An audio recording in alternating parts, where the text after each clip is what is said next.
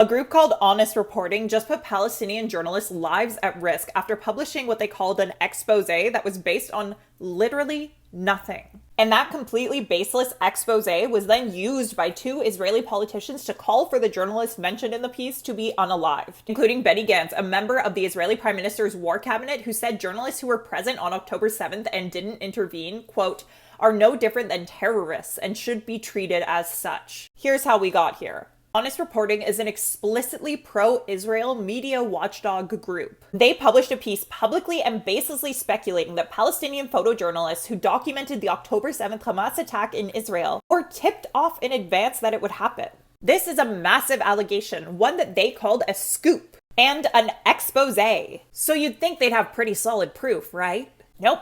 It turns out the piece in which they suggest that Palestinian photojournalists were, quote, part of the plan on October 7th was based on nothing but bullshit and vibes. Gil Hoffman, an executive director for Honest Reporting and a former reporter for the Jerusalem Post, admitted yesterday that they had no evidence to back up this suggestion. That's according to the Associated Press. Hoffman also said that he was, quote, satisfied with subsequent explanations from several of these journalists that they did not know. Major international media outlets that the piece mentioned unequivocally denied it. Yet, according to Hoffman, they were still legitimate questions to be asked. Meanwhile, the dangerous and completely false piece is still pinned to their Twitter profile, where they still call it a scoop, despite the fact that it's based on, by their own admission, no evidence. Meanwhile, as of today, November 10th, at least 39 journalists and media workers have been killed in the conflict, making this the deadliest conflict for journalists since the Committee to Protect Journalists started keeping track more than 30 years ago. The vast majority of these journalists were killed by Israeli airstrikes, and all but 5 were Palestinian. The overall death toll has also topped 12,000, with more than 10,600 Palestinians killed amid the brutal Israeli bombardment in Gaza. At least 4,100 of those were children.